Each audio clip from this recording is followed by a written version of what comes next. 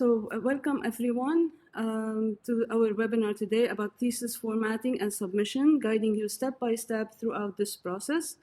I welcome my colleagues, Mrs. Rola Badreddine, Mr. Kamal Abou, Mr. Salim, Shehab, and I will leave the floor at the first part of this webinar to Mrs. Rola Badreddine, who will introduce herself and will explain the part related to the registrars and what is required from you or related to her department. So Rola, the floor is yours. Thank you, Joyce. Good morning, everyone. From the registrar, the main step for graduation for the current term is the apply to graduate. There are 6 simple steps in order to apply to graduate. You need to scan picture of your passport or any other legal document with your name in English and Arabic on it. And then you go navigate to the application, log into Student SIS, and click on Apply to Graduate. When you click on Apply to Graduate, you upload the legal document, and please make sure that once you upload it, you click again on Apply to Graduate at the link of the bottom of the page. After that, the step 3 that you need to do is to select the term you will be graduating in, which you will complete your degree requirements. After that, let's say, for example, fall or spring 2022, then click Submit. After that, you choose the program. Okay.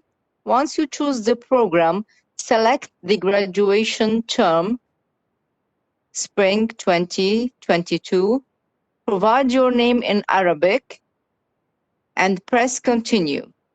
Once you do this, you will receive a summary screen. You should print to PDF for your records. Make sure to submit request on the summary screen. You will then be presented with an application number, which is your ID number followed by a slash followed by number 1. And this means that you have successfully applied to graduate. After applying to graduate, we will have your names listed in our graduation list when we extract the data. And you need to sit with your advisor to start the process of the thesis defense.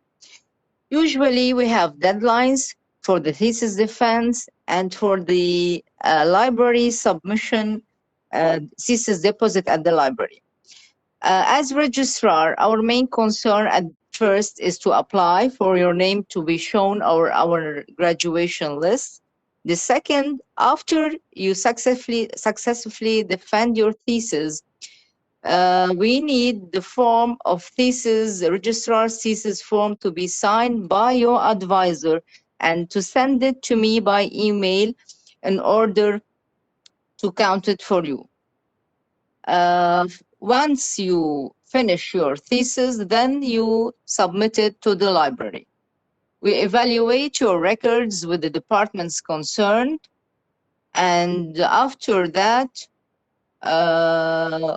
the students who are eligible to graduate will be informed, and the non-eligible also will be informed. This is our part at the registrar, and after that, the student will continue with Joyce at the library or Salim. All right, thank you, Rola. Do we have any questions? If anyone would like to ask a question verbally, just click on the raise hand option and we will grant you permission to speak up. Or if you'd like to use the Q&A or the chat, feel free as well. Yeah, and one thing, Joyce, that all students, please make sure to always check on the Graduate Council link, because it has all the deadlines and the info they need for the thesis defense and library. So, because Rola, we have a question on the Q&A. Yes. Sorry, Salim, you were gonna say that. Yeah. Go ahead. Rola, please, Amro is asking a question for you. Mm-hmm. Just a moment.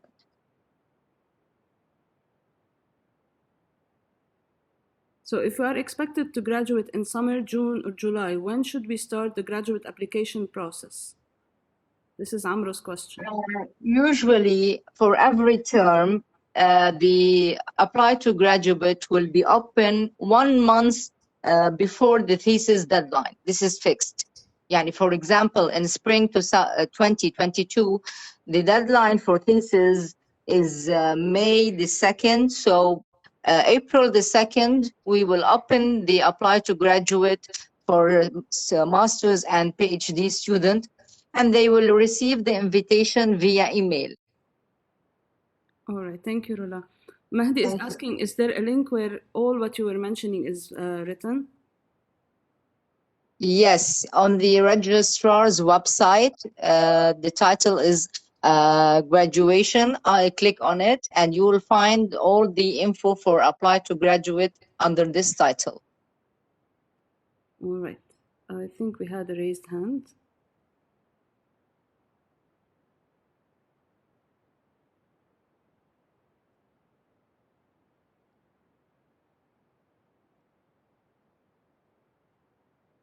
Okay, Amro, you have to accept in order to be able to speak. Yeah, can you hear me now? Sure, go ahead. All right, thank you.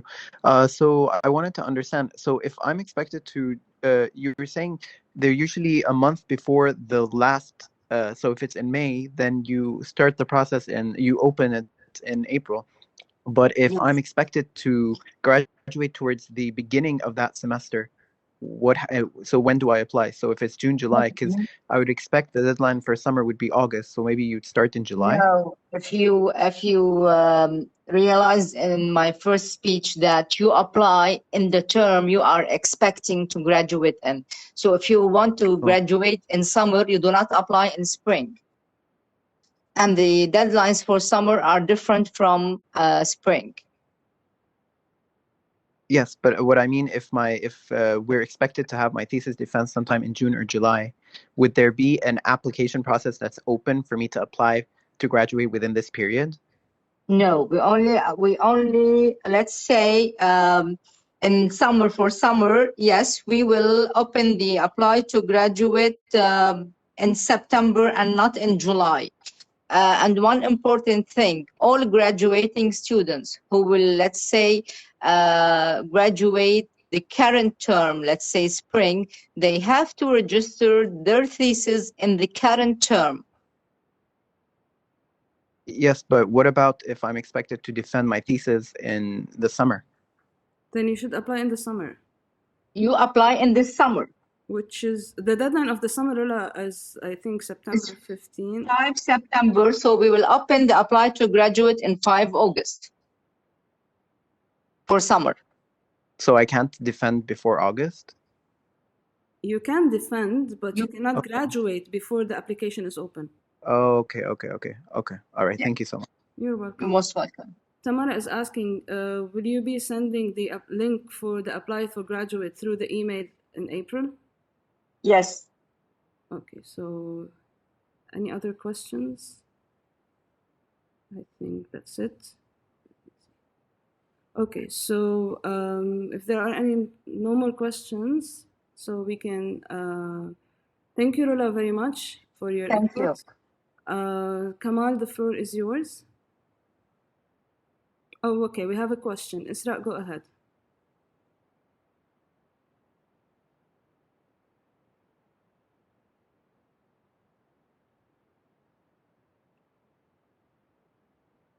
And we also have a raised hand by Reem. Go ahead, Reem. I'm gonna ask the question now. Yeah, I've sure. been given permission. My question is, I couldn't grasp the link that Mrs. Rola has shared. I mean, what she mentioned is that we go to the registrar page and then we click on a certain item that leads us to the steps that she described. So, but can she repeat the item that we need to click on the page of the registrar? Yes, sure, my dear, sure. If you can share your Go screen to the as well. registrar. I cannot actually, Okay. but she can click on the registrar's website. On the right column, there is graduation. You click on it, and the title is Apply to Graduate. You also click on it, it will, and will become Apply to Graduate Potential. You click on the title, okay? It will takes you to the invitation. In the invitation, there is a title, please follow the instruction posted here. You click on it and it will lead you to the instructions of the Apply to Graduate. Once you receive the invitation, the instructions for the Apply to Graduate will be in the invitation email. So don't worry about that.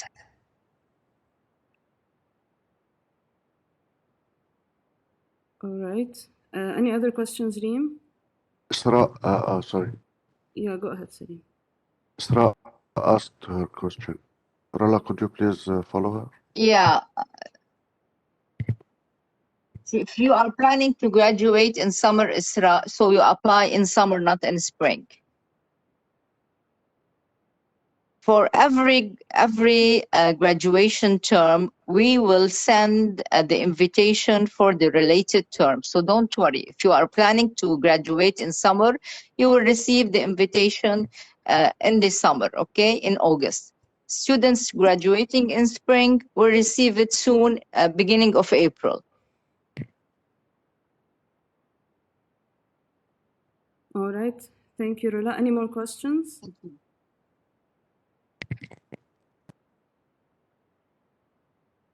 Okay, Kamal, you may proceed. All right. Hello, everyone. Thank you, Joyce. Thank you, Rola. Thank you, Salim. I'm glad to be here in this very helpful workshop. I'm already sharing my screen because I was trying to kind of help visualize what Rola was answering for another question. And what I'd like to do is basically go to the original sources, quote unquote. I'm not necessarily, doing a PowerPoint. This is kind of a hands-on thing, and basically I want you to notice that you have open in front of you the thesis deadlines page that was mentioned elsewhere, and that you should, just be aware of. You can go there, you can go there through this link, and these links are hard to memorize probably. So if you just go to the Graduate Council webpage, which is basically, you don't have to learn this part of the link, okay? Once you click on this, the computer, completes that link. So if you know AUB's website and Graduate Council, then you can click down here. There's lots of other things we could talk about on this website, but this is the one we're worried about, the thesis deadlines. We click on this and we're at this page. So your thesis, administratively speaking, the thesis is not just an academic exercise, it's an administrative process.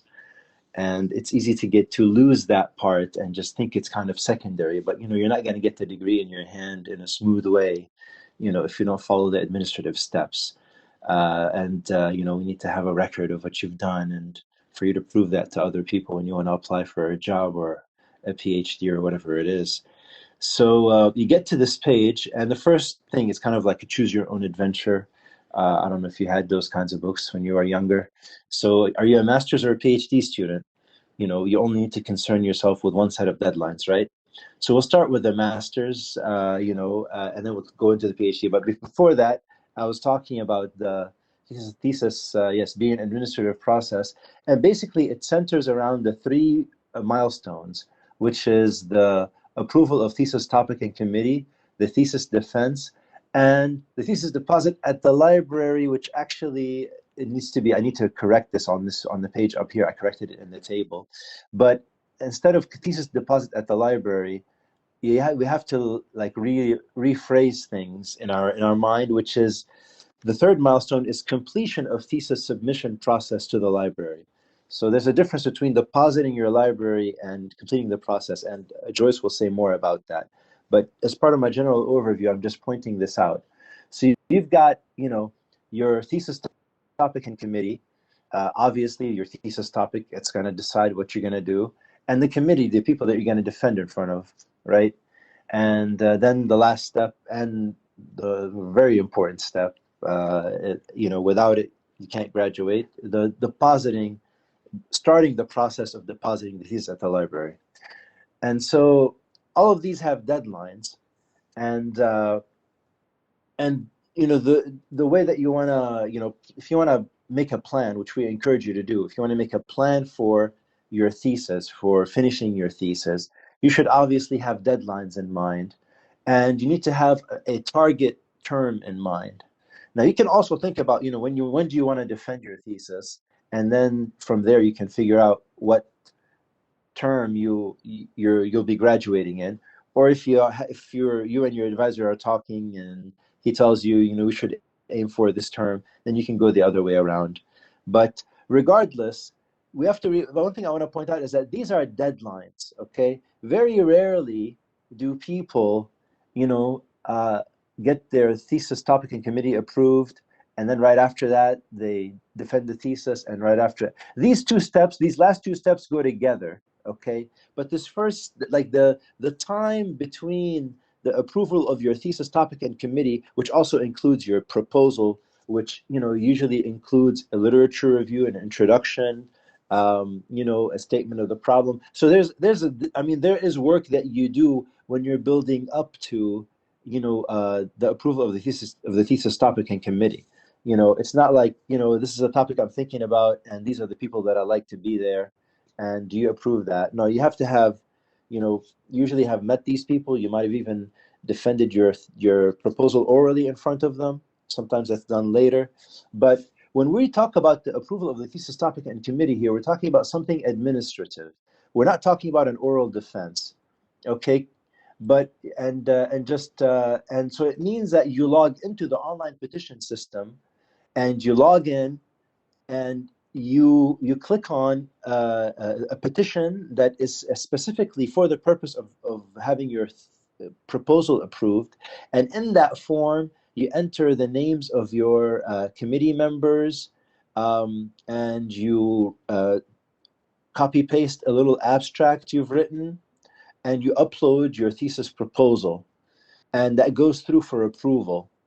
And that's the first deadline that you're concerned with. Now, between the time that you get that approval and your defense, usually it's going to be more than 4 months. But the guiding principle or the regulation says there should be 4 months at least. So that's why these deadlines are written in this way. Okay. And also, we have to notice that, by the way, I'll be answering these questions a bit later after I've just said everything. I might end up answering a question of yours, as I continue my talk. So I prefer to do that. And thanks for your patience and understanding. So the first thing, this is the first hurdle you have to cross. But building up to this, some of you, your program has a course. The comprehensive exam course in your program might be the thesis proposal defense course, okay? Or the thesis proposal writing course. In other programs, the comprehensive exam is just an exam. It has nothing to do with the thesis. It's just about the knowledge that you've been exposed to during your courses or whatever. And so some of you will lead up to this having registered for a comprehensive exam course. Others of you will have registered for a thesis course and started doing this kind of work once you've solidified, the topic and that kind of thing with your advisor. So building up to this, you have started registering in one way or another, and then you have the thesis defense, deadline, and you have the completion of the thesis submission process to the library, which is Joyce's area of operation. So with that being said, just be aware of these deadlines. They're on this page. You can reach them through the Graduate Council website. And also know that these are deadlines. Like if you defend, like one person mentioned earlier, that they're gonna defend early in the summertime, that's fine. You've met the deadline just very early, but that doesn't force other deadlines to, come any closer to you, and you can try to, you can coordinate about submitting things early and doing things early with the library if you've done that earlier, or if you need that time to do the corrections. But also, just to give you an idea, that at the thesis defense, before the thesis defense, it's recommended by the, it's recommended in the graduate catalog, and it makes sense to, you have a draft of your thesis that you're ready to defend. At some point, your advisor is going to tell you this draft is what you're going to be defending. So send it to the other committee members. And so you should do that 2 weeks before the thesis defense. And I'm sure also Joyce is going to tell you about, the formatting, and also getting into the formatting part of the thesis early in the writing process, not doing it at the last minute, just trying to copy paste whatever you wrote into the template or something like that. So the thesis defense also implies that you have a ready draft that you've shared, and then your committee members are gonna give you back that draft with their comments on it. And so you have to apply the corrections from your committee members and your advisor before you start submitting your thesis to the library. Before you have, so basically what you'd submit to the library is not going to be the same thing that you defended, but basically you're going to pass the defense, the normal, process is that you pass the defense, and they give you some corrections to apply. And also there's the thesis defense, there's also the thesis defense form, which you can also get from the Graduate Council website. You go to regulations and forms and student forms and thesis project form for masters. And there's also the thesis form PhD. Okay, here they are. They're fillable forms. You should fill this out before your defense, and fill it out, type it, download it, type into it, print the form, and then have it signed by the chair of the committee. This is by the chair of the committee, who's your advisor in the case of the thesis. And then the PhD students, there's a whole other, way of doing things. The chair is different than the advisor, etc. And all of that is in the catalog. I'm not going to delve into the details to that degree. So we're focused more on the process and the deadlines. And so you print these forms, you bring them to your defense, and you're going to, and the registrar, the office of the registrar is recommending that you submit the thesis defense form within 48 hours of the defense, because it's just a form. Okay, and so you need to make plans for that. And so these are the deadlines for the PhD students. It's a bit different, because in the historically speaking, okay, masters, the deadline between the defense of the topic and the approval of the topic in committee and the thesis defense is 4 months. There should be a minimum of 4 months between those two things happening. And for the PhD, it was 8 months. But recently that was changed. Instead of talking about months, talking about terms. Okay, so the student, in the case of the PhD students, I earlier mentioned that in master's programs, the comprehensive exam course might be a thesis proposal defense or an exam. In the case of PhD programs, they have both. It's called qualifying exams. The qualifying one is a comprehensive exam, and the qualifying two is the defense of the thesis proposal. Now before, and basically the defense of the thesis proposal is a course, and it should be, and that actual defense should take place before the committee, and it should take place by the end of the term, by the time that grades are should be submitted. So you check that with your advisor. But before you do that, before you do the oral defense, you should also have your thesis topic and committee approved via petition. Okay, so let's not confuse the oral defense. In the master's programs, there might be an oral defense, there might not be. In the PhD case, there definitely will be, but that should be preceded by an approval of this. So you know, and the timing of that should be worked out with your advisor. So you get the administrative approval, okay, and you should you know, do this in order to graduate in spring, let's say 21, 22. You will have waited until the end of last summer. That's when that's the deadline for the oral defense, and then after that, these deadlines are the same as the masters. But the idea of this this is basically forcing a gap. The idea is that between the approval of the thesis topic and between the oral defense and the approval of the thesis topic in committee, between that time and the time of the thesis defense, there should be a regular term gap. A regular term is a fall or a spring.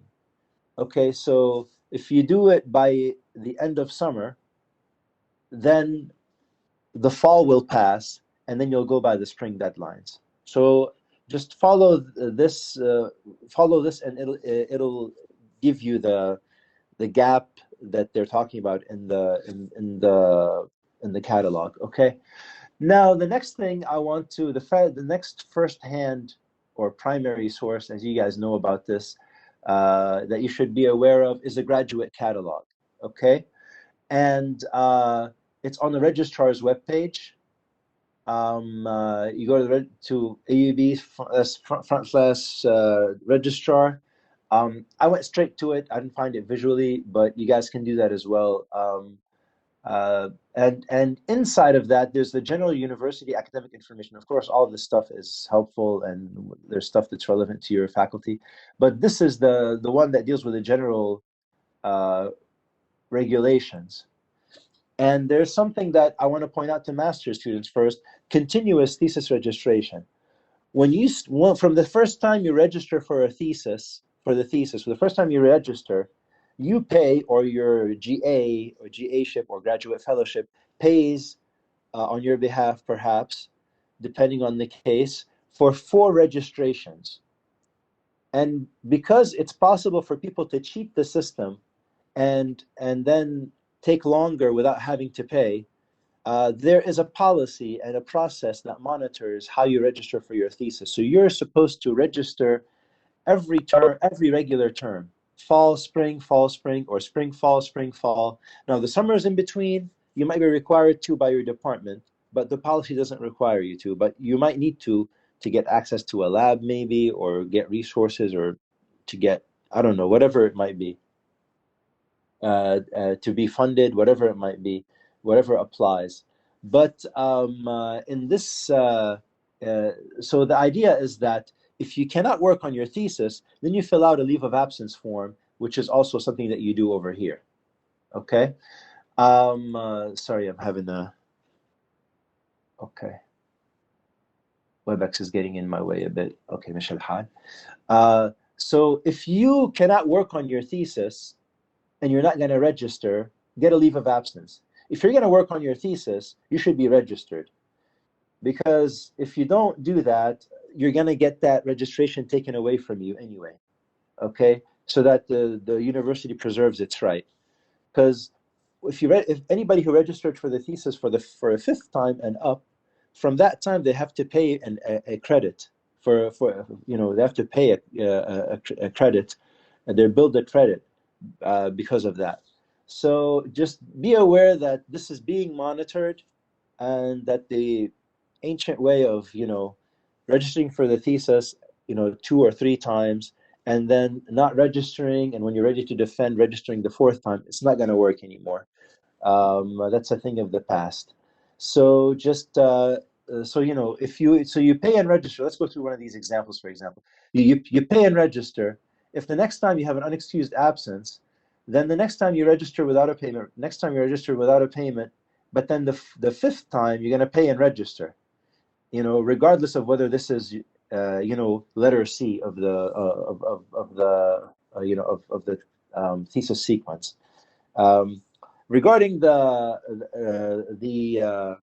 PhD students, you know, you have your qualifying exam 1, qualifying exam 2, and then you have your thesis courses that you register for from there on up. There's different system and different programs, and some of the programs have a thesis defense course that you should register. And basically, you know, you should be also registering regularly. But those issues of funding, or whether you have to start paying, or whether these kinds of things, you'll resolve these between you and your faculty. Usually, they fund you for the first 5 years, I think, and then if you take longer than that, you have to, you know, just check with them about how things work regarding tuition and these kinds of things. So that's what I have to say. And if I was getting as many questions, as I saw in the beginning, I don't know how many are waiting for me. But let me just. Kamal, Yes. there's one question for you from Sally Atwi. Okay. Can you just Great. show us again how to do the approval of thesis topic and committee? I'm sorry. She's asking to. Can you just show us again how to do the approval of thesis topic and committee? Okay. Well, I mean, it's one link here. If you go to the graduate, I mean, if you, that's the thing. Approval of thesis topic and committee is an administrative issue, right? So I cannot log in as a student right now to show you the exact form. But in order to do this, to do the approval of thesis topic and committee petition, you need to have your proposal written, and the advisor. And the advisor and the committee that you're getting approved probably had a look at this already. Now, whether you defend it orally in front of them already or not, that's a different issue. But regardless, I mean, the approval of this takes place inside the petition. You need an abstract, you need the committee names, and you need your proposal. Now, another thing also to know for PhD students, I don't know if you're aware of this or not. Again, the catalog is your primary source. You're going to have 5 committee members at least in the PhD, in the PhD thesis, and 2 of them should be outside of AUB, and they should be PhD holders, and one of them should be a faculty member, and you need CVs for both, and you need the consent of both. Okay. And you know, that's necessary. But I mean, Miss Abdu, I can't. I'm trying to find the. Since I'm sharing my. Okay, here they are. It's in the chat. Okay, just a moment. There's a question. Is that the only question I have? There's another one. How to do the okay. From Sally. Sorry, Sally Outward. Sally, did that answer your question? Because it's a matter of going to the petition system, and from there you just fill in the information that applies to you. But you know, like I said, proposal, committee member names, and if you're a PhD student, you know, just there's a little bit more that's needed. There's a question from Mahdi for you, please. Okay, sure. Okay, yeah.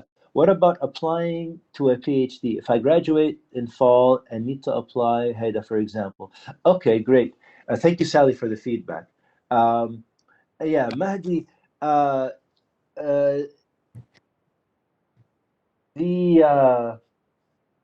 I'm trying to figure out the scenario that you're telling me about. In that, you're concerned about? Okay, if you're applying during that time, you just wherever you're at, you're going to mention that in your application. And if you have defended your thesis already and submitted it and all of that, you can get a letter. You might not have your diploma yet, but you can get a letter from the Office of the Registrar saying that you've completed all the requirements. Does that is that kind of what you're getting at, Mahdi? Is that you don't have like the Okay, yeah. You can get a letter that says you've done the requirements if you don't have a diploma in your hand. That's right. All right, great. Amro, please go ahead. Yes. All right. So just two quick questions.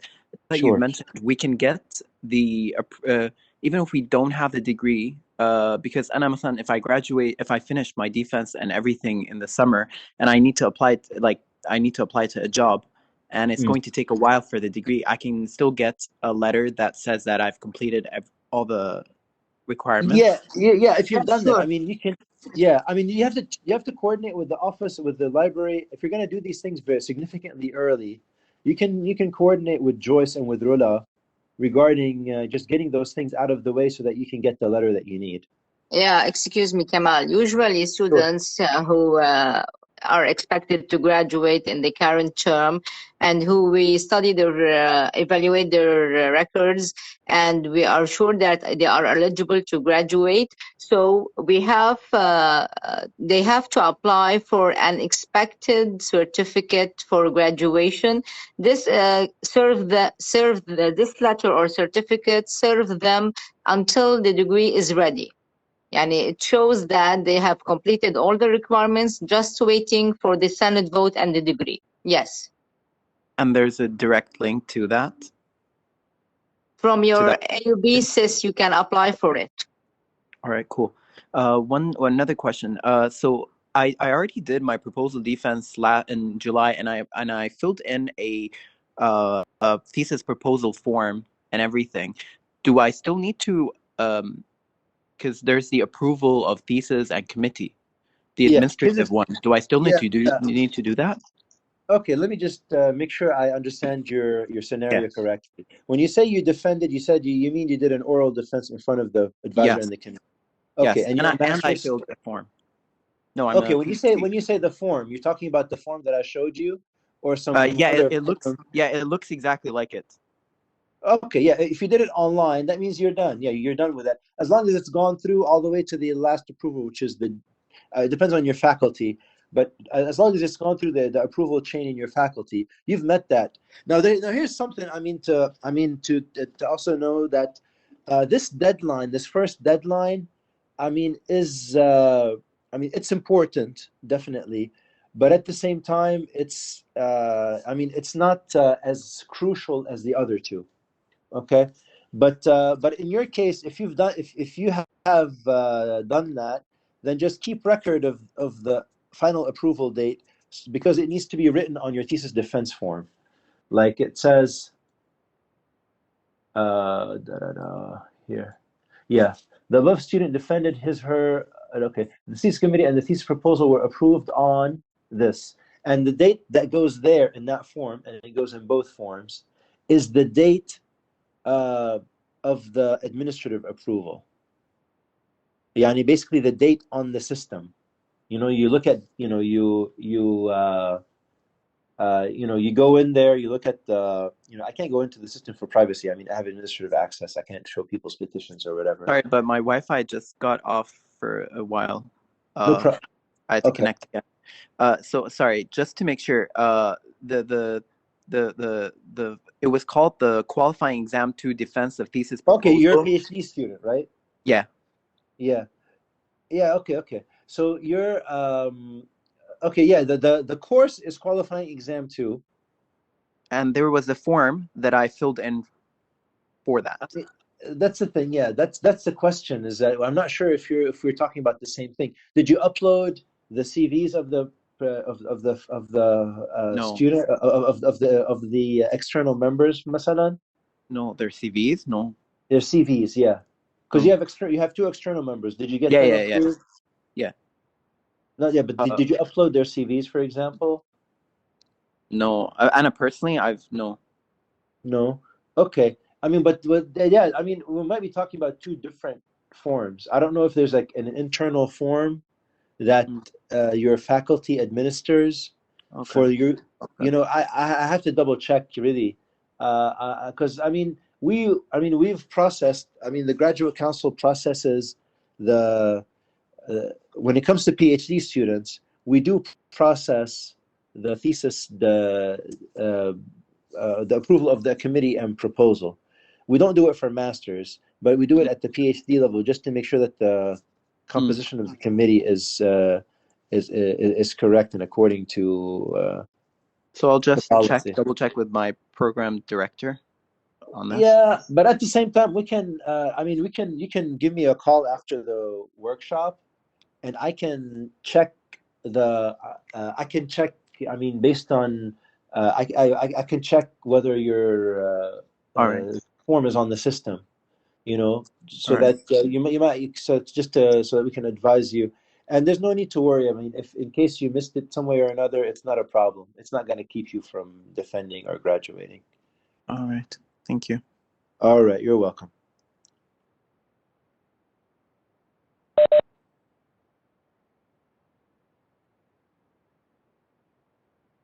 Kamal? Yes. Do you have any other... No, that's all. Okay, Maria has a question. She says, I'm sorry, but I think I missed where do we submit the thesis defense form, PhD. I'm going to cover that my part. So yeah, I mean, you can download it. I mean, Joyce, just to reiterate my part, in case that's what she's referring to, you can download it from the Graduate Council website at under regulations and forms, student forms. And there's the thesis form, PhD. So you download it, type in the information, print it, take it to your defense, and then you have to submit it, within 48 hours after the defense. And Joyce will have more details, I think. All right. So I guess. Thank you so much, Kamal, for all the details. So I'm going to cover now the part that relates to the formatting and the submission process. I'm going to start first with the submission process, and I'm going to share my screen. So 1 second. Okay, so I hope you can see the AUB webpage coming up on your screen. So the submission process, the templates, all the information you need related to the formatting and the submission are all gathered in one web page or one resource hub. To access this resource hub, all you need to do is go to the library web page, which is by clicking on the word libraries at any AUB page. And on the libraries web page, you go for the section, on the section for students. And in that section, on the right side, you have a link that says Thesis Writers Hub. So on that hub, you will find all the information that you need regarding the formatting and the submission of the thesis. So what I'm going to cover today is not related to the research and how to write thesis or how to do the research for the thesis. It's just going to be the formatting and the submission process. When it comes to the former two things like writing and researching, they have been covered by other workshops, and they will be covered again by other workshops in future semesters. So keep an eye on the Graduate Council emails or on the library emails, where we will be announcing webinars and workshops related to researching and related to writing. But when it comes to formatting and submission, this is where I will go in details. So to start with the submission process, before I go to the submission process, I also want to highlight that the links for the deadlines, the links of the Graduate Council website, the registrar forms are also available on this hub. So if you already are here, you can still access them. So the PhD form, the master's form, the thesis deadlines are still accessible from within this hub. First thing I want you to keep in mind is that the copy that you need to deposit at the library is a soft copy, not a print one. It used to be previously that you had to print your thesis. Now it's no longer required. All you need to do is submit a final PDF version of your thesis. And to submit it, you have to go through several steps. First of all, it has to comply with the formatting requirements of the library. So all the theses and dissertations have to be looking alike to a certain extent. So we have made some templates. We're going to cover that soon. So what you need to do first before your defense, and please do not leave that to after your defense, because it will be very stressful on you and on whoever is handling your submission. So start working on the formatting as soon as you start working on your proposal. If you have already started with your proposal and you're working on your thesis, shift your document to the template and continue working on the template itself. It will make it much easier for you to comply with the requirements or the guidelines. So what we recommend is at least 3 or 4 weeks before the thesis submission deadline. Or if your defense is before the deadline, at least 3 to 4 weeks before your defense, contact the library through this email, which is on the hub, lib-thesis@aub.edu.lb. This is a mailing list specifically for the thesis submission. Send us your document, even if it's not complete. So if you have a draft, like a few chapters, your proposal chapters, that's fine. Send it to us. Let us double check how you're working on your formatting so we can guide you from the beginning. If you're doing something wrong or something is not properly formatted, we can tell you how to fix it, and then you can continue your work on the right track. So it will be less stressful and will take you less time to format your document.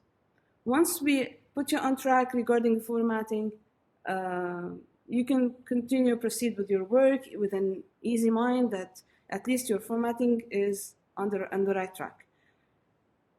An important thing is that this email address does not receive and does not eventually forward to us emails coming from domains other than AUB email domains. So if you're using WeTransfer or Google Drive or sharing, not Google Drive, WeTransfer or any similar storage websites where you can share huge documents, we will not receive them.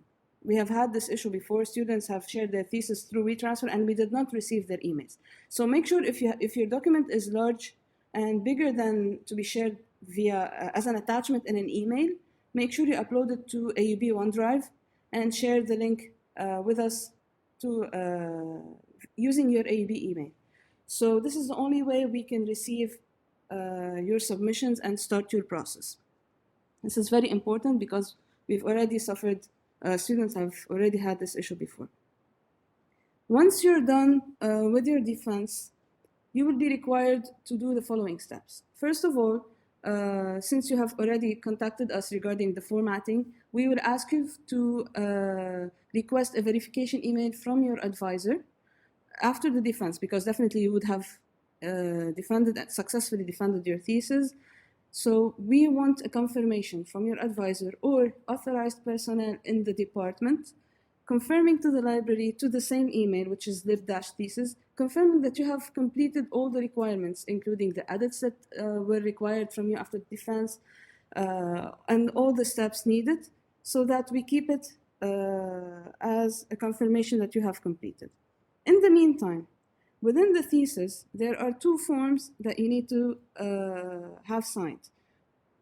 It's different than the form that Kamal and Rola mentioned before, so it's not the form that goes to the registrar. There is a form, we're going to see next when I open the template, that the members of the committee should sign after your defense, and this form should be included within the final PDF of the thesis. This form can be signed either electronically or by hand, and then you scan it and add it to the document. If you don't know how to sign electronically, or your committee members do not know how to sign electronically, you can share these links with them and they can proceed. In case, for some reason, you're not able to reach a committee member or they're not able to sign for whatever reason, the advisor or the committee chair can sign on their behalf. But in that case, we need the confirmation as well. So when we receive the thesis signed and we notice that 2 people, one person is signing on behalf of more than one, or more than himself, like one or other members, we need to have a confirmation for that for documentation purposes. So if your advisor is signing on behalf of someone, please ask them to email us. Otherwise, we cannot proceed with the submission. The second page that you need to get signed is called the release form, which is signed by you as students. And this form, once we will see it in the thesis again, it needs to be signed and dated, not with the date of defense, but with the date when we tell you to submit to ScholarWorks, which is the last part. So when your formatting is ready, we have the verification email from your advisor confirming that you completed the steps. and you have your document ready to be submitted, we tell you to go to ScholarWorks, which is a database for all AUB publications, and we ask you to deposit your PDF there. So it's your step, you have to do it. But when we tell you to do this, on the date that you submit to ScholarWorks, you need then to sign the release form on that date. The rest of the dates on the thesis should be the defense date, except for the release form. And please do not go ahead and submit to ScholarWorks before we give you the clearance, before we give you the go-ahead, because it will not speed up your process. We will not clear you until you have completed all these steps. So the main 4 steps are formatting approval, verification email, getting the papers signed, because even if you submit to ScholarWorks and your papers are not signed, we will not approve the submission. And then eventually submitting to ScholarWorks. Once all these 4 steps are done, we will inform the registrar, it's our part, we will inform the registrar that you have completed your submission to the library. So this is what we mean by completion of thesis submission process to library. You will have completed all of these steps, and we will confirm to the registrar, I will inform Rola, and she will proceed with your graduation. This is related, this is the details about the submission process. Are there any questions before I move to the templates? Do you have any questions, Salim? I cannot see the, okay, now I see the chat. No new questions. Okay, let's give it a few seconds in case anybody's typing a question.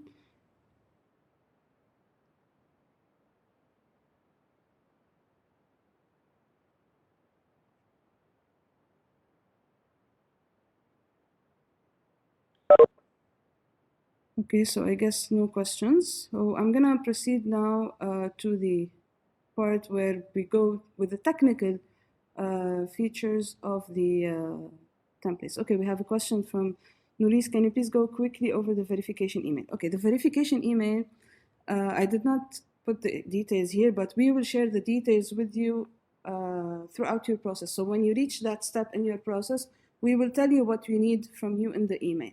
So we will tell you, please ask your advisor or department to send us a verification email, plus more details that we require. This will be sent to each one separately. It's not mentioned on the website. But you don't have to worry about that until you receive a request from us in your email telling you, please ask your advisor to send us this email with the following information in it.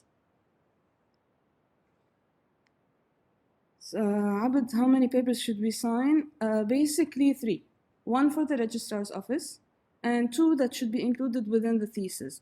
I will show you next when I open the template. 1 that should be signed by the committee members, and 1 that should be signed by the students. You're welcome. Any other questions? Okay. So in case there are any questions, please, Salim, let me know. I'm going to move to the formatting section. So we said that the thesis need to have the formatting approved. The easiest way to get the formatting approved is to refer to the guidelines and use the template that we provide you on this hub. So when we go to the formatting guidelines, here we have gathered them or summarized them on this page using different tabs, so you can directly go to the section that you have questions on how to format, or you can download the complete PDF to check on the formatting. So for example, in all documents, whether it's a project, thesis, or dissertation, these are the formattings, the margins that should be respected. So the left side should be 3.5 centimeters, the margin from the right side is 2.5, and so on. The text, for example, can be left aligned or justified. It depends on what is your preference. If it's a thesis in Arabic, then it should be right aligned, not centered, but it could also be justified. We accept both, and so on. So these are the details of the guidelines. If you're working on your own document, not on the template. However, I repeat, it's much easier to use the templates because most of these guidelines are already implemented in the templates, and I'm going to show you next. What I would like to recommend and stress on, as I said earlier, please use the templates as soon as you start working on your proposal. It will be much easier than to copy-paste from another document and go through some technical issues when you're copy and pasting and formatting and so on. If your advisor approves that you use the template itself for the proposal, then you can go ahead. We have formatted it for the thesis. We don't have templates for the proposal. However, some departments are using this, the thesis template or project template, as well to be used, to be the one for the proposal. So if it makes it easier, if you're still working on your proposal, please go ahead and download the template and proceed working on it, and continue after your proposal is approved. Continue on the same document. It will be much easier for you. Now, where can you access the templates? That's very easy. When you click on the word template, it will take you to this page. You can still refer to the guidelines at any time. Here we have different sections. So depending on your document, if you're working on a project, non-thesis project, you can use the templates that are for the project. For PhD students, you refer to the dissertation templates, and for the master students, you refer to the thesis templates. We have Word document thesis. We have a specific thesis if you are in the education department. We have the Arabic template for the Arabic department, and we have the LaTex template if you are using or you prefer to use the LaTex. This, the option of the LaTex is agreed with your department. It's not up to us, it's up to you and your advisor. So if you want to use the LaTex, like you are a computer science student, an engineering, a math, architecture, it's up to your advisor and your department.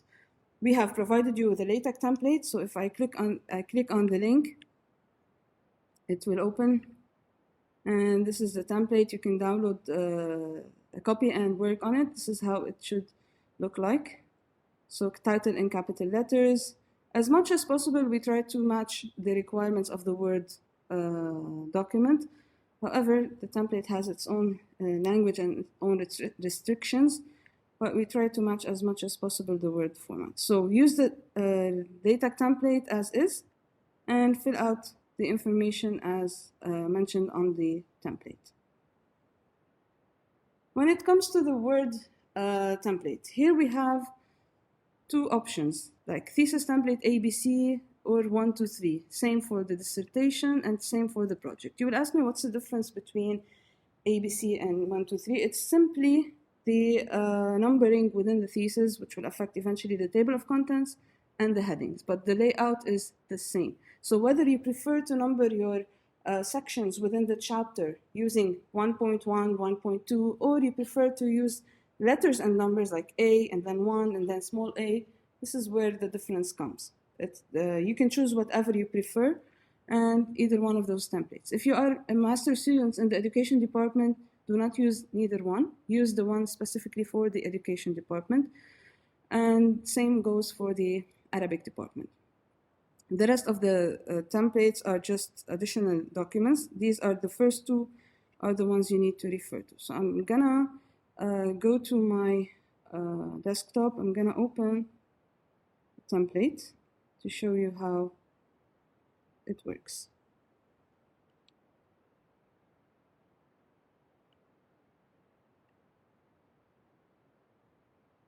Okay, so this is the Arabic template, just a quick look on it. How the text should be, we should have both Arabic and English. So the first title page is in Arabic. Thank you, Amro. And the second one should be in English. So we need to have the title and the name both in Arabic and in English. When you see the information in between parentheses, so you need to choose and remove the one that does not apply. So in Arabic, in the case of the Arabic, of course, it's going to be Masters of Arts. So you delete the wrong information and you keep the right one. So please do not leave any instruction and information once you finish updating the data on your thesis. After the title page, we have what we call the approval form. So this is the first form within the thesis that you have to sign, get it signed by the committee members. So usually we have on the thesis at least 3 members, advisor and 2 committee members. Sometimes you might have a co-advisor. If you don't have a co-advisor, just delete this line. And when you want to fill the information here, you put the name of the advisor or the committee member, comma, space, and the rank. The rank, it means whether they are a professor, assistant professor, associate professor, and so on, and the name of the department. As long as they are at AUB, you don't need to mention the name of AUB, like the name of the institution, just the department. If for the dissertation you're listing external members, After the name of the department, you put the name of the institution. Once you're done listing the members, at the end of this page, you put the date of the thesis defense or dissertation defense, complete date, like month, day, and year. After the approval form is the second page that needs to be signed by you as students, as thesis writers, and it's called the release form. What's the purpose of this release form? So, since you are the author of the thesis, you are the copyright holder. And when you're submitting your thesis to AUB ScholarWorks, AUB ScholarWorks is an open database. So anyone can access your thesis. If you'd like to withhold access for a certain period of time, you have the options to restrict access to 1, 2, or 3 years. You can do that by checking one of these boxes. Why you might need this feature? If you're working, for example, on data that has not yet to be shared with others, you'd like to keep it hidden until you complete your work after your thesis, or if you plan to publish your thesis, so you want to keep this information inaccessible for a while, you have these 3 options. If not, if you don't mind sharing it openly with other people, so you can choose as of the date of submission. So how do we select these options? Simply right-click on the option and select Properties, and then under Default Value, select Checked. And that's it. This is how you can choose the option. If you change your mind or your advisor told you no, you should keep it to 3 years, for example, just select the properties again, make it not checked, and you can check another one. So this is how it's done. Once it's done, please delete the instructional information again. In the case of writing your name here, it should be full name. So highlight how much space you anticipate to need to write the last name, for example, in my case, and just delete and type the name. This way you wouldn't have to mess with the line. Just delete the space and type your name, and so on. Okay? So this would be the cleanest way to write your name on this thesis form. And that mentioned, it reminded me to go back to the title page and the approval form. Here the name should be all in caps, same as the title, should be all in caps. And if your title is too long, make sure the lines are single spaced so that it doesn't take a lot of space on the title page or on the approval form. But in the release form, it doesn't have to be all in caps. After the release form, we have the acknowledgements. So this is the case of the Arabic thesis, and then the abstract. So we're gonna go close the Arabic thesis. I'm gonna go to open a 1 to 3 template. So when you download the template, notice that the name is document 1, although the file name is AUB and it ends with 1, 2, 3. So when I open this is not the same file that I opened. It opens a copy of it.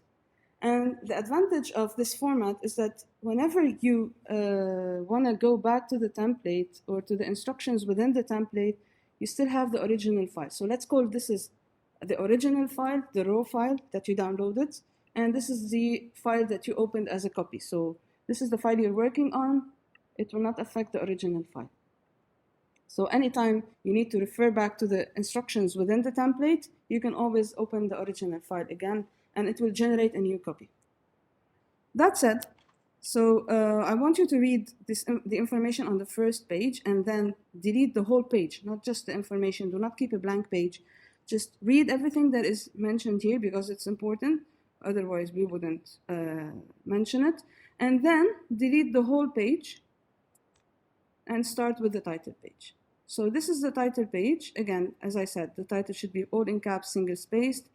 The student full name with the instructions below. So it should be first, middle, and last. If you don't have a middle name, then you put your father's name. If in case of some cultures, like the African cultures, or you don't have a middle name, that's fine. Just put first and last name. And then here you put the proper information related to your case. So the name of the department, the name of the school or the faculty. So if it's a school of nursing, for example, you remove the word faculty and you update the information, and make sure you write the name correctly. because many times we're receiving wrong names of departments. If you are presenting a thesis in a program and not in a department, remove the word department and type the name of the program, like in agriculture, for example, or irrigation, biomedical sciences, and so on. There are programs sometimes not in a certain departments, like not related to one department, and sometimes a program is within a department. So in that case, you put both. But if you are presenting a thesis for a certain program that is not part of a department, then you just name the program instead of the department. And here, the date should be the month and the year of your defense, whether thesis defense, whether project presentation, or dissertation defense. So this is the approval form and the release form. We already covered those. And here comes the acknowledgement. So the acknowledgement is the first page that is numbered in the thesis.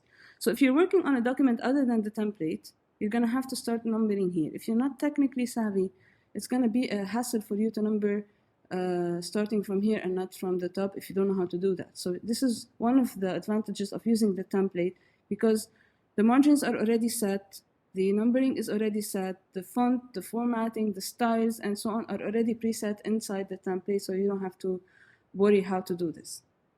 On the acknowledgements page, the text here should be single-spaced, no indentation at the beginning, and in between paragraphs you leave an empty line. So you notice that the instruction is mentioned or typed in the page, on the page itself, in the template.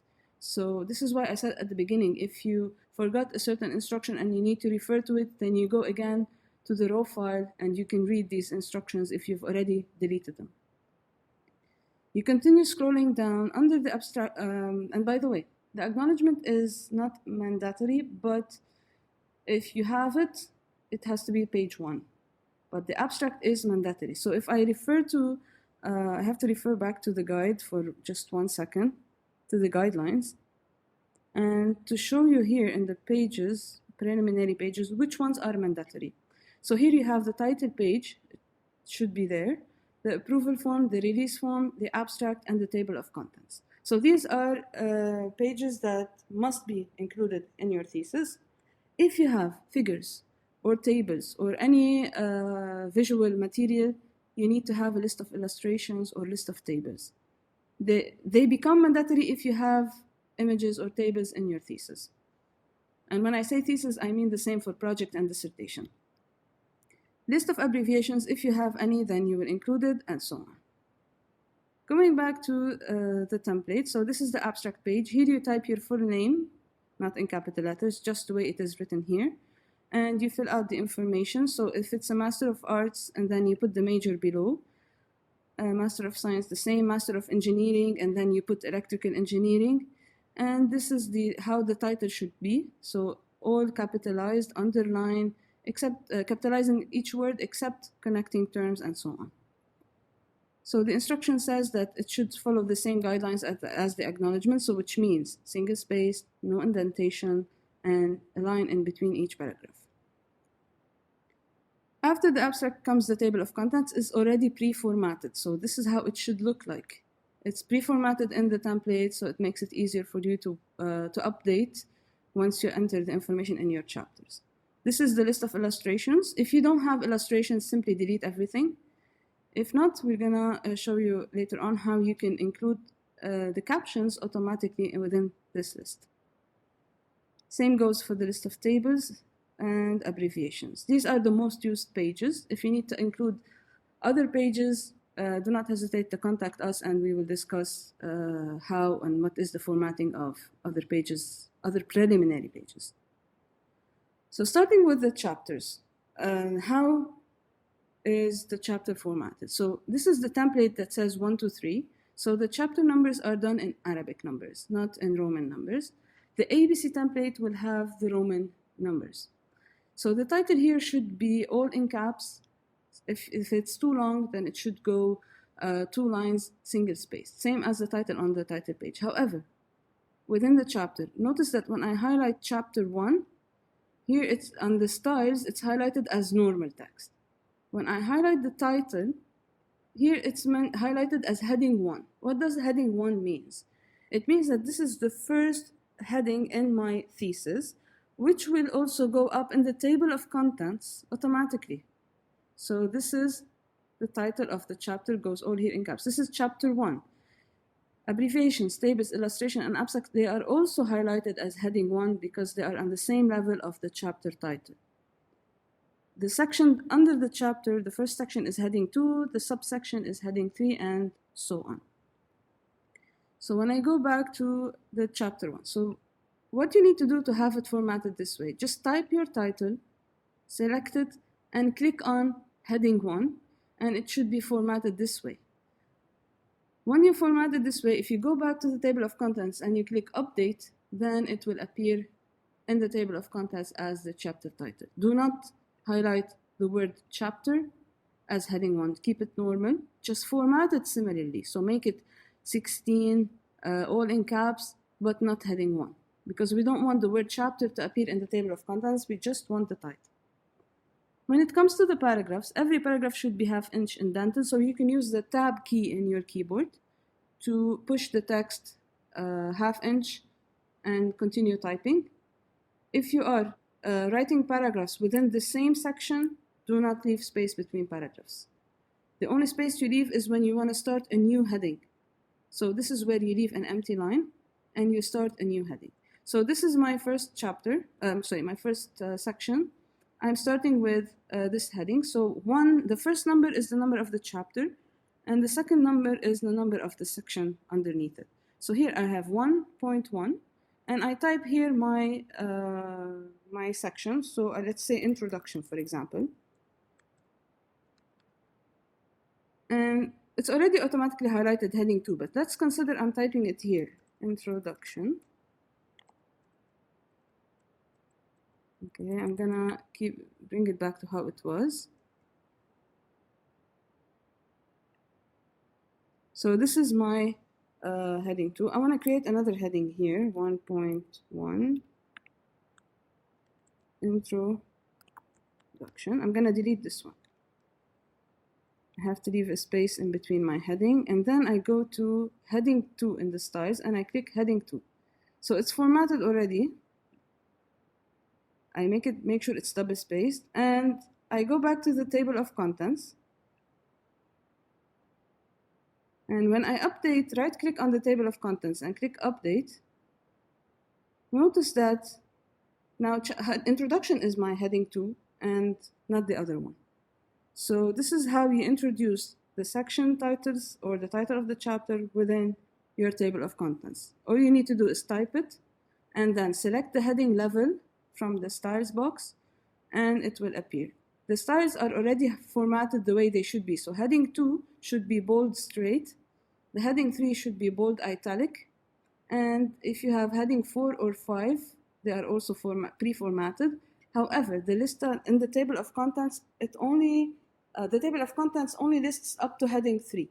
So don't worry, heading 4 and heading 5 will not appear in the table of contents, but they still need to be formatted as it's mentioned in the guidelines or as they are mentioned in the styles.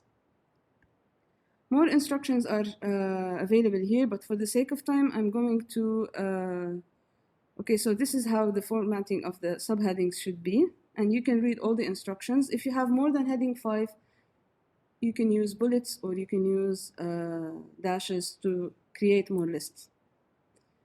When you end up a certain chapter, and you want to start a new chapter, every chapter should start on a new page. Even if you have one word on this page from the previous chapter, you need to go on a new page to start a new chapter.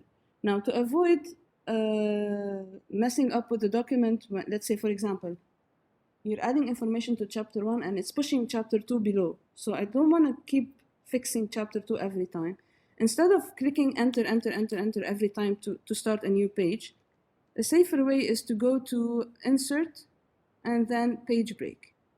This way it will take me directly to a new page, no matter what is on the previous page before. So whatever I type here, it will not push my page below. Okay, so this is a recommendation to use the section or page break, sorry, not section break, to go to another page to start a new chapter. So chapter 2, the same way, the title should be also highlighted as heading 1, and keeping a space between each heading. Make sure the number of the heading is like sequential. And let's say you have an image, and this is the caption of the image. So I'm gonna delete it to show you how we can do it automatically. So whenever you have a chart, a graph, any visual item, you need to create a caption for it. So you right-click on the image and you insert caption. The system automatically chooses the label figure. So if you're working on a table, you need to choose the label and make it table, or you keep the figure. The numbering of the figure comes automatically in Word. So all you need to do is, let's say, put a dot and space and put your caption here. Okay, so this is my caption. And you have the option to choose if you want it below the image or above the image. No matter what option you choose, it has to be the same for all. So if you want to put it under the image, all the images in your thesis should have the caption below them. Okay, just make sure you have consistency in your formatting. So let's say I want to put it above the image, and I click OK. So this is where my caption appears.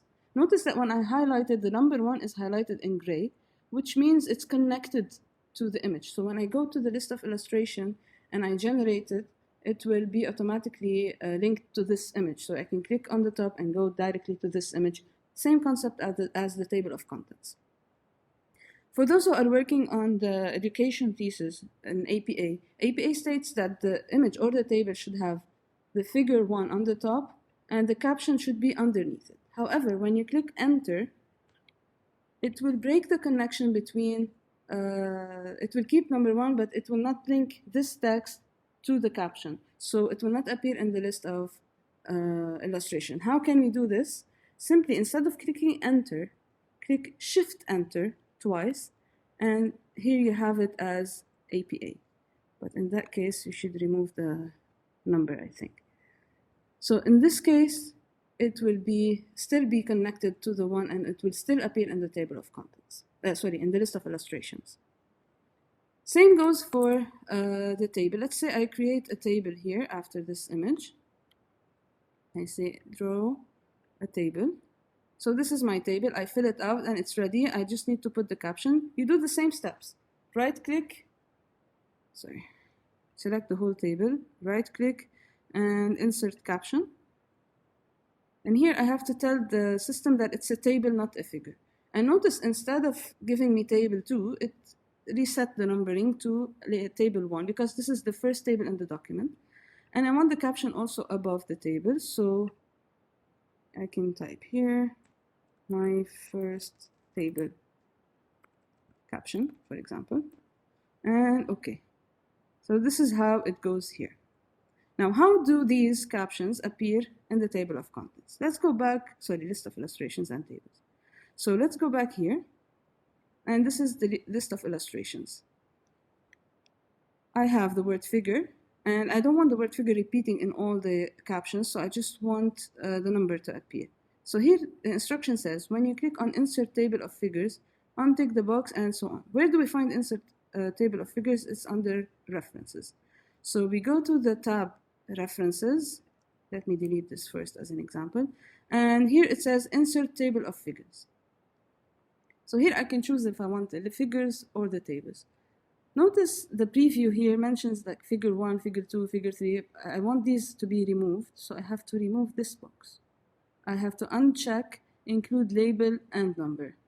And this is the instruction on the Word document. It says untick the box next to include label and number so that you remove figure X from the list while keeping it in the document text. So here is my caption, and it's automatically numbered. If I go to the list of tables, I have to type the word table, and then do the same steps. So I insert table of figures, but instead of figure, I want table, and I want to remove the label and the number.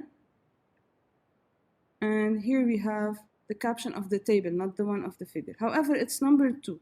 So all you need to do is select this caption and go back to the numbering, define a new number format, and start at 1. I'm using a Mac, but in Windows it's going to be a different window, but it's the same concept. Make sure you start at number 1, And so the numbering will be correct. So this is table 1 with the caption of it, and so on. Once you have several captions, or you can update them, just click update. You can either update only the page numbers or the entire table and more. Like if you add 3-4 captions and you don't want to do the same steps again, all you need to do is right click, update entire table, and more captions will appear below. What's the benefit of having the captions done automatically? Simply the fact that if you make any changes in the document and your captions are manual, you're gonna have to change the whole page numbers again. But if you have them automatically, it's 2 clicks away to update the page numbers. So here you can update page numbers only and you're done. You don't have to go and fix all the page numbers every time you make a change in your document. What else? Okay, so after these lists, we have the abbreviations, the chapters, and at the end of your thesis, you put the appendix and then the references. So the appendix is not mandatory unless you have additional documents that you would like to include in your thesis, but the appendix should be before the references. So the references or bibliography should be at the end of the document. If you have more than one appendix, then use Appendix 1, Appendix 2, Appendix 3. If you're using the ABC template, you use Appendix A, Appendix B, Appendix C. And you treat them the way you treat a chapter. So they have to be highlighted as heading 1. Here, references or bibliography, you have to choose one of these 2 wordings, depending on the citation style that you are using. So if you're using APA, you have to use the word references, and so on. So you remove bibliography, you keep references, and you list them at the end, like underneath the word references, and you end your thesis with them. Okay, so since we're done on time, please let me know if you have any questions so that I can, of course, there are many other details that would take hours to share. However, I just wanted to highlight the basics, the things that are used by everyone. And if you have more personalized questions later on when you're working on your thesis, whether Salim or myself are available for any support you need, just email LibThesis and we will be, we will reply to you instantly. Thank you, Joyce. Nancy has a question, please. Okay, all right. One of the readers requested that I should put the footnote number after the point, but it already took me hours to change them before the point based on the library guidelines. Please advise, thank you. It's fine if you want to put them after the point. If it's required by your advisor, it's fine. We're not going to be very strict on that. It's fine. We can, whatever is easier for you, you can go ahead and do it.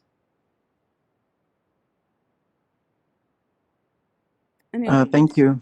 Yeah, I've just small questions quickly. For the references here, can we use EndNote and would it automatically work? Yes. Fill in. If you're already installed, you can see at my screen I have EndNote 9 already. Yeah. So yes, you can generate the references from EndNote definitely. Since you're working on Word, it shouldn't affect. The template is compatible. But I mean, they would plug them in degree on the reference page. That's what. When you're working on EndNote, when you're doing an in-text citation, you insert only the in-text citation. When you go back to the references at the end, you generate bibliography. You tell the document where you want it to be generated. So you put the cursor here. Oh, okay. You configure the bibliography. It should be listed immediately where you select. All right. Another question. So if we remembered for a chance, like we had to add an extra heading manually, like when you said sometimes we can add them manually. If we add them manually, do the other following headings, they automatically correct themselves, or do we have to? Unless you're doing automatic numbering, which I don't recommend because it breaks between chapters. You were gonna have manually. I mean, when you use a template, you don't have to have the same order. You can probably have 2.2.4 before you get here. So do not rely on the numbering of the template. Just use your own numbering, and if you change anything, you're gonna have to double check what comes after.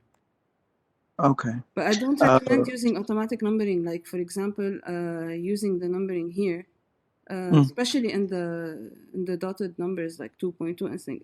It's really technically messy. I'd rather you do it manually. All right.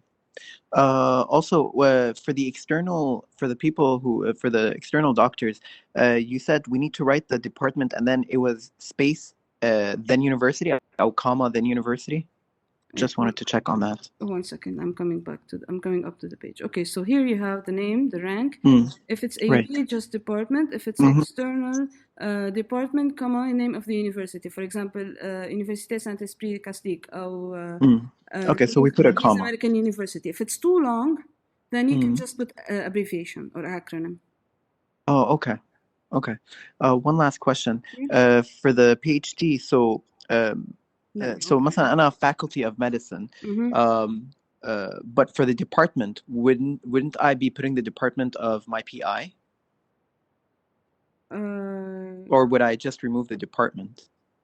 Okay, what's your department? So if my PI, it's the human morphology cells. Usually, department is the academic department that you're in. The program that you're doing is what exactly? Biomedical sciences. Okay, biomedical sciences is a program, not a department. So if it is under an academic department at the Faculty of Medicine, you mention that department. If it's not, then you keep only the program instead of the word department.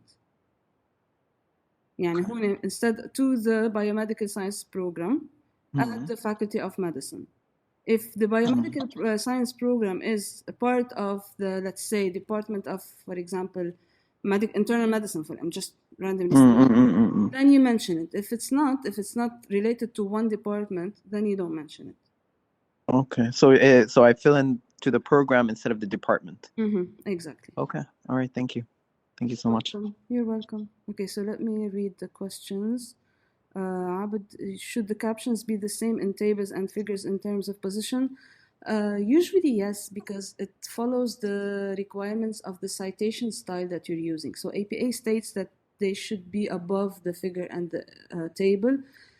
APA states that they are both the same. I don't know if any other citation style says that, for example, for figures it's above, for tables it's below. You're gonna have to check depending on the citation style that you're working with. So always refer to the manual of the style that you're working with and double check inside that manual how to format the captions of the tables and the figures. If it's the same, then you apply the same. If it's different, then you follow the guidelines of the citation style. Does that answer your question, Abid? Joe, between Word and LaTex, which is more recommended for someone that can work on both? It's up to you. We do not recommend any option. It's up to you, whatever you agree with your advisor. If your advisor doesn't mind any one of them, then it's your choice. If they prefer you use a specific platform, then you're gonna have to stick with that. Lamia, is it mandatory to use EndNote? No, Lamia, it's up to you. However, it would be very helpful if you have a huge number of references. If you need guidance on how to use EndNote, you can send me an email later on and I can work with you on that. If I was not available, I can refer you to another librarian who can assist you. If you're still in at the beginning of your process, then yes, I would recommend it, but it's not mandatory. But I would highly recommend it. Okay, yes, I'll be sharing the recording definitely, but give me a couple of days just to be able to upload it on YouTube and then share the link with you. It's going to be on the library YouTube channel. Can you share the manual for citation, or can I check normally online? It depends on what's your manual, what's your citation style. Send me an email, tell me what it is, and I can help you definitely. I have definitely, okay, for downloading EndNote, Lamia, you're gonna have to refer to the library website. Let me show you where it is. And the IT support can help you with that. I think you're gonna have to contact the IT support at Jafet, or if you are around the library, just pass by. They are available in the computer lab. They can tell you and help you with the download. On the hub, there's a section that says citation management. And here you have a link to access the EndNote. So you click on EndNote and you can download it from here. When you click on download, if you are on campus, you should be able to download and install. If you need help technically with the installation, then you're gonna have to refer to the IT support. Just send an email to IT support and they will assist you and they will tell you how to proceed. How about the APA? Okay, APA says they both should be above. And as I explained, you click Shift Enter, not Enter between the figure 1 and the caption. So you keep it double spaced and you click Shift Enter so that it doesn't break the link between the caption itself and the number. And so it will still appear in the list of illustrations. Same for both table and figures. If I already wrote my introduction on a Word doc and I copy paste it to the template, would the references be directly copied and cited as well? They would if you paste as match destination formatting. If you paste as keep text only, the linking of this references will break. So you have to paste as matching destination formatting. So I'm not sure if you know about that, but when you click Ctrl V or when you click paste, you will have a small icon on the lower corner that will give you options on how to paste. So you can choose match formatting destination. Never choose, or do not choose in this case, paste as text, because it will break any link with the citation. So when you copy the way I told you and you regenerate the references, I'm assuming you're using the same laptop. Okay, so you're copying the information, you have the references in your EndNote on the same laptop, then they should appear, you should be able to generate them in your second Word document or in the template. But if you're copying the references on another computer, then you don't have the same library, EndNote library, to be able to generate the references. So it has to be on the same document where you have your references, on the same, laptop where you have your references. Did you get me, or you want me to paraphrase it? Okay, great. Any other questions before I wrap up? Okay, thank you, Tamara. So I'm gonna stop sharing my screen. And okay, so this is all for today. I'm gonna just wait a few seconds if anyone has any more questions. If not, I want to thank you all for joining us today. I want to thank my colleagues, Rola, Kamal, Salim, for your valuable input today. Thank you, Joyce. Thank you all. We will be sharing the recording in a couple of days, as well as a link to a quick survey. We would really appreciate your feedback, as well as suggestions for improvement, or maybe including more details or more information in future webinars like this one. And thank you again, and hope you have a great weekend. And by the way, if you have any questions later, please do not hesitate to email any one of us.